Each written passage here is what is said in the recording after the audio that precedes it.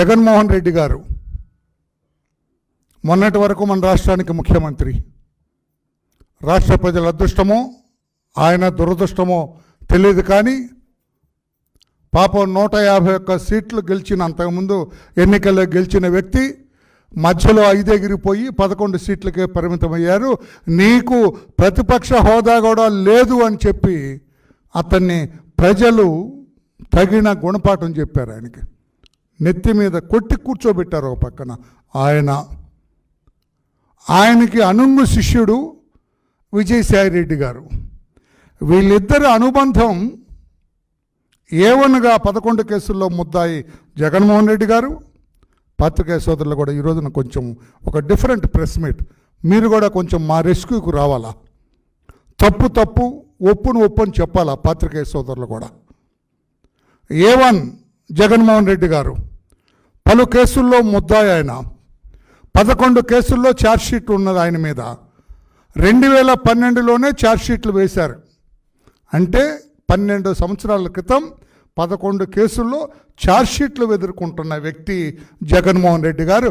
మొన్నటి వరకు మన రాష్ట్ర ముఖ్యమంత్రి, ఈనాడు శాసనసభ్యుడిగా మిగిలాడు. A2 విజయసాయిరెడ్డి గారు గౌరవ పెద్దల సభ సభ్యుడు. ఆయన అంటే రాజ్యసభ సభ్యుడు. మన రాజ్యాంగం ప్రకారం, డాక్టర్ అంబేద్కర్ రాసిన రాజ్యాంగం ప్రకారం పెద్దలు, మంచి రికార్డు ఉన్న వాళ్ళు, నీతివంతమైన జీవితాన్ని గడుపుతున్న వాళ్ళు లోక్సభలో పాస్ అయిన బిల్లును రాజ్యసభలో పరిశీలించి క్షుణ్ణంగా ఆ బిల్లు యొక్క బాగోగులు అణువణువున నిశితంగా పరిశీలించి ఓకే అని చెప్పే సభ పెద్దల సభ, బాధ్యతాయుతమైన సభ.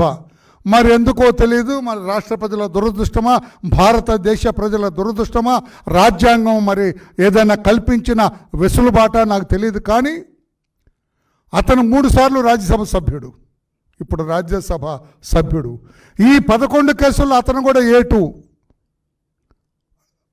జగన్మోహన్ రెడ్డి అని కోర్టులో పిలిస్తే ఆ గుంపులో ఈయన కూడా పోతాడు, కోర్టులో హాజరవుతుంటాడు. ఆ రకంగా కోట్లాది రూపాయలు, 43,000 కోట్ల రూపాయలు అన్యాయక్రాంతం చేసింది ఈ team headed by mister Jaganmohan Reddy as A1 గారి టీం. ఆంధ్రప్రదేశ్ రాష్ట్ర ప్రజల సొమ్ము 43,000 కోట్ల రూపాయలు కొట్టేశారని ఛార్జ్షీట్ వేశారు. A1 జగన్మోహన్ రెడ్డి, A2 ఇతను విజయసాయిరెడ్డి.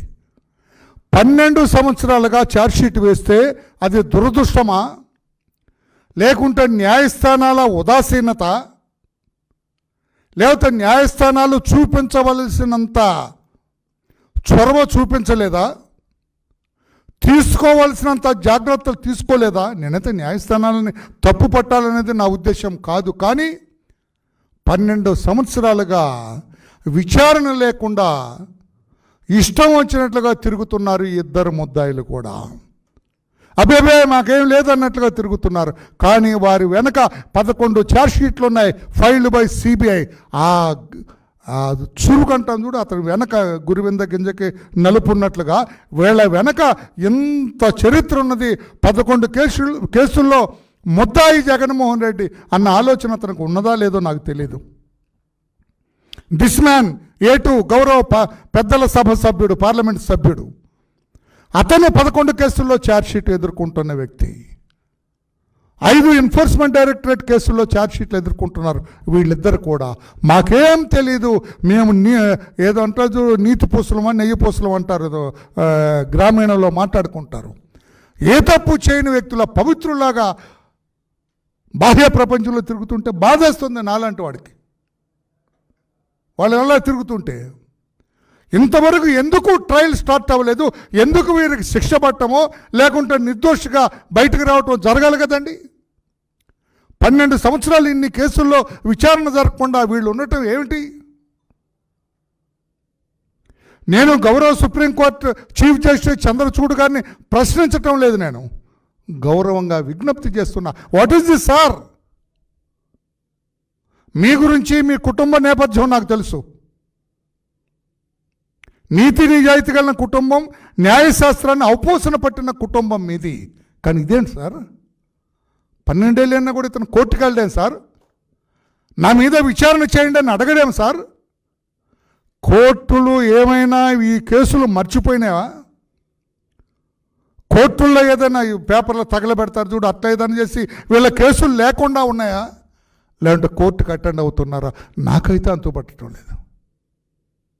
ఇదే if this is with some other accused, ఎంత డబ్బున్న డబ్బు లేని అక్యూజుడు, రాజ్యాంగ పరపతి లేని అక్యూజుడు అయితే ఇలాగ ఊరుకుంటుందా కోర్టు? నేను కోర్టును తప్పు పట్టలేదు, మళ్ళీ ఏదో అంటారు కంటెంప్ట్ అని. నేను కోర్టును తప్పు పట్టట్లేదు, నాకు సమాధానం కావాలని చెప్పి నేను అడుగుతున్నా.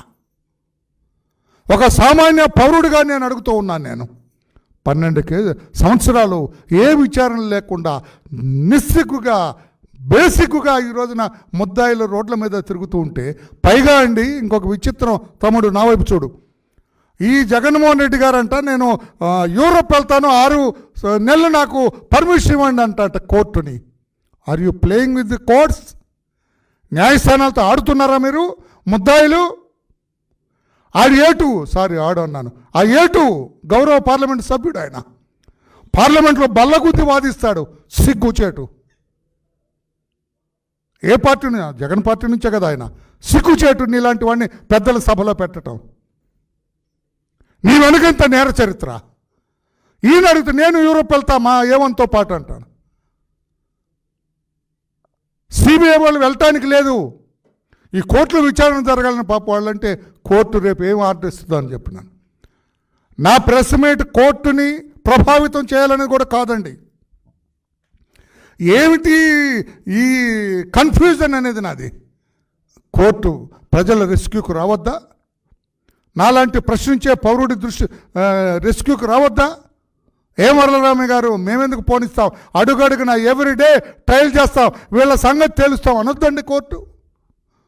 ఇఫ్ దే ఆర్ ఇన్నోసెంట్, వాళ్ళు చాలా గౌరవప్రదంగా అవినీతి రహితులంటే ఓకే. కోర్టు విచారణ జరగకుండా 6 నెలలు ఆయనకు పర్మిషన్ ఇచ్చి 3 నెలలు ఈయనకు పర్మిషన్ ఇచ్చి వీళ్ళు యూరోపియన్లు ఇప్పటికే పెద్దలందరూ కూడా నేర చరిత్ర అందరూ లండన్లో దిగుతున్నారట. జగన్మోహన్ రెడ్డి గారు లండన్లో ఉంటాడట, ఇక్కడి నుంచి ఎగిరిపోతే ఇక లండన్లోనే ఉంటాడట. ఏంటండి కోర్టు ఈ నేరస్తులకి ఈ రకంగా వెసులుబాటు కల్పించడం కరెక్టా కాదా చెప్పాలని చెప్పి కూడా నేను న్యాయస్థానంలో చీఫ్ జస్టిస్ గారిని అడుగుతున్నా. Nothing wrong in asking like this. నా ప్రశ్నకు సమాధానం చెప్పాలి. లేదు వరలరామయ్య గారు, వాళ్ళకి మేము పర్మిషన్ ఇవ్వటం లేదు. 6 నెలలు విదేశాలు ఏంటండి, 3 నెలలు విదేశాలు ఏంటండి? ఏముంది సార్ అక్కడ వీళ్ళకి? I don't understand what is there in London and Europe for this A1 and A2. A1కి జగన్మోహన్ రెడ్డికి, A2 విజయసాయి రెడ్డికి యూరోప్లో ఏముండదండి. గనులు ఉన్నాయి వీళ్ళకి ఏమన్నా? వీళ్ళ అక్రమాస్తులు అక్కడ ఏమైనా నిక్షిప్తం చేశారా? లేవన్నా అక్కడ ఏమైనా కంపెనీలు పెట్టారా? కంపెనీలు ఇండస్ట్రీస్ ఏమైనా ఇండస్ట్రీస్ పెట్టారా? వీళ్ళ అక్రమ సంపాదన అక్కడ ఏమైనా దాచిపెట్టారా? Why they are frequently going to London? Why this man this time he wants to accompany him? చేతులెత్తి నమస్కారం చేస్తున్న చంద్రచూడ్ గారు, గౌరవ సుప్రీంకోర్టు చీఫ్ జస్టిస్ గారికి, ఏం జరుగుతుంది సార్ ఈ కేసులో? ఈ సిబిఐ కేసులు చూసే కోర్టులో ఏం జరుగుతుంది? విచారణ ఎందుకు జరగటం లేదు? ఇతను కోర్టుకి ఎందుకు హాజరవ్వటం లేదు? మొన్నటిదాకా సీఎం అంటే వదిలేశారు, వదలటానికి కూడా లేదు అసలు. నన్ను అడిగితే సీఎం అయినా కోర్టుకు రావాలని పట్టాలి. ఎక్కడున్నాడండి కేజ్రీవాల్? జైల్లో కదా ఉన్నాడు ఇప్పుడు. మరి ఈయన ఎందుకండి? ఆ రోజున పాత్రికేయులు మీరు కూడా ఒకసారి నేను రీట్రేట్ చేస్తున్నా, ఆ రోజున సుప్రీంకోర్టు ఏమన్నది? ఎంత తక్కువ సమయంలో ఇన్ని కోట్ల రూపాయలు ఇతను ఎలా సంపాదించాడో సునిశ్చితంగా క్షుణ్ణంగా దర్యాప్తు చేయండి అన్నారు. What does it mean? అంటే పార్షియల్గా సుప్రీంకోర్టు ఇతను అన్యాయంగా సంపాదించారని ఒప్పుకున్నట్టే కదా, అభిప్రాయపడినట్టుగా. పోని అటువంటి వ్యక్తి ఇష్టారాజ్యంగా 12 సంవత్సరాలైనా కూడా అతను కోర్టుకు అటెండ్ అవ్వకుండా 12 సంవత్సరాలైనా కూడా ఛార్జ్షీట్ విచారణ జరగకుండా ఉంటే ఇప్పుడు ఆయన యూరోప్ పోతానని అప్లికేషన్ పెడితే మనం పరిగెత్తుకెళ్ళి ఇస్తారండి?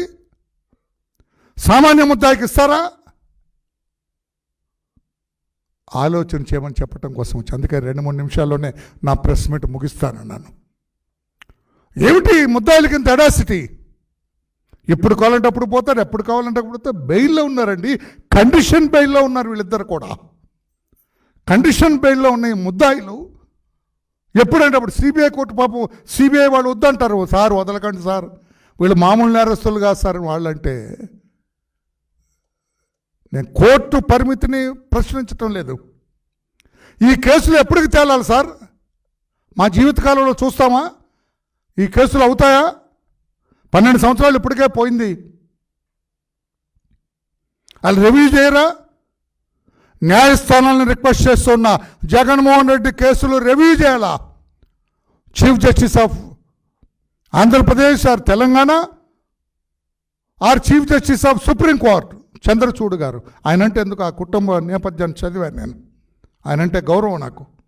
మీరు రివ్యూ చేయండి సార్ ఈ కేసులు. జగన్మోహన్ రెడ్డి అయ్యి ఉండొచ్చు, అతను కోట్లాది రూపాయలు ఉండొచ్చు, ఒకప్పుడు 2004లో ఏమీ లేని వ్యక్తి ఈ రోజున భారతదేశంలోనే అత్యంత ధనవంతుడైన రాజకీయవేత్త కావచ్చు.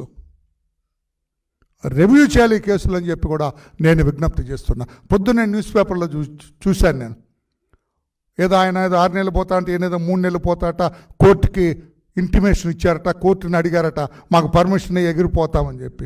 ఏంటి సార్ ఇది? ఒక ముద్దాయికి ఎంత స్వేచ్ఛ కలిగిస్తే కోర్టు కట్టకుండా విచారణకు సహకరించని ముద్దాయి, విచారణకు సహకరించని ముద్దాయికి ఈ రకంగా సాయం పడటం తప్పు కాదా సార్ అని నేను అడుగుతున్నా. నేను సుప్రీంకోర్టు చీఫ్ జస్టిస్ గారిని అడుగుతున్నా, గౌరవంగా అడుగుతున్నాను సార్, దయచేసి మీ దృష్టి పెట్టండి ఈ జగన్మోహన్ రెడ్డి గారి కేసుల మీద. మీ దృష్టి కేంద్రీకరించండి జగన్మోహన్ రెడ్డి గారి కేసుల మీద. నిన్న మీరు కలకట్టాలో జరిగిన ఆ డాక్టర్ గారి హత్య మీద మీరు తీసుకున్న చొరవ వీ అప్రిషియేట్. భారతదేశ పౌరులందరూ కూడా సుప్రీంకోర్టుకు జైలు పలుకుతున్నారు. మరి ఇది కూడా చేయండి సార్. ఒక ముద్దాయి బేఖాతరు చేస్తూ ఉన్నాడు. 43,000 కోట్ల రూపాయల ప్రజాధనాన్ని కొట్టేశాడని CBI, the highest investigating agency in our country, వాళ్ళు ఛార్జ్షీట్లు వేస్తే 12 సంవత్సరాల క్రితం ఇంతవరకు విచారణకు నోచుకోకపోతే ఎలా సార్? సామాన్య విషయంలో గట్టిగా బిగిస్తారా? 370 రూపాయలు కొట్టేస్తే వాడిని బంధిస్తారా? బెయిల్ కూడా ఇవ్వరా వాడికి? వీళ్ళేంటి సార్ ఇంత ఎర్రచ్చుకు తిరుగుతారు? ఇంగ్లాండ్ పోతాడంట, యూరోప్ పోతాడంట, అమెరికా పోతారంట, ఎక్కడ తిరుగుతారు సార్ వీళ్ళు? ఎక్కడే సార్ 6 నెలలు యూరోప్ తిరిగినట్టు డబ్బులు ఎక్కడే సార్ వీళ్ళకి? 2004లో ఏం లేవు సార్ వీళ్ళిద్దరికి. They are very ordinary people. 2000లో సామాన్యులు సినిమాకి టికెట్ కొన్నారంటే అటు ఇటు చూసుకునేవాళ్ళు జేబుల్లో సినిమా టికెట్ కొనడానికి. అటువంటి వాళ్ళు ఈ రోజున 6 నెలలు యూరోపు, 3 నెలలు ఇంగ్లాండ్, ఏది అమెరికా. ఏంటి సార్ అది? కోర్టుల్ని వీళ్ళు నిర్దేశిస్తున్నారా లేక మిగతాది డాష్? నేను చెప్పను. కోర్టుల మీద నమ్మకం సన్నగిల్లే ప్రమాదాన్ని నుంచి కాపాడాలని చెప్పి కూడా జస్టిస్ చంద్రచూడ్ గారిని నేను కోరుతూ ఉన్నా.